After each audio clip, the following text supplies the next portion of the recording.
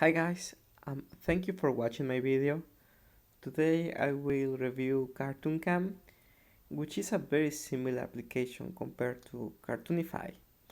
For some reason, Cartoonify wouldn't work on my cell phone, so I decided to use Cartooncam, which has very similar features compared to Cartoonify. So what you do in Cartooncam, um, you can take a picture of yourself or something you're saying, or you can also select a picture from your gallery. In this case, I will select this picture of my girlfriend. And then after you have selected a picture, you can choose to put some special effects on it. For example, in this case, well, then you have the ads. You have to wear the ads because it's a free application. In this case, I will select this effect, which I think is kind of cool. Um, you can select different effects depending on what you want. And I want to relate this to the samr model that we learned this week, which is a very interesting model in terms of language learning.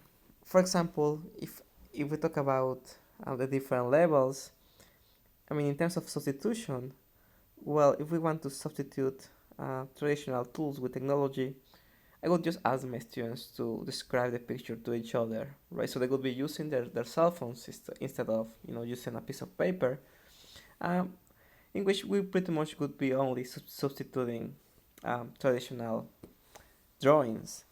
One way to augmentate this activity, which is the second level according to the samr model, would be used to describe this picture using WhatsApp texting, right? So they would have to upload a picture, and next to each other they would have to type a description online. So they can help each other with spelling, grammar, structures. Then, in case we wanted to modify this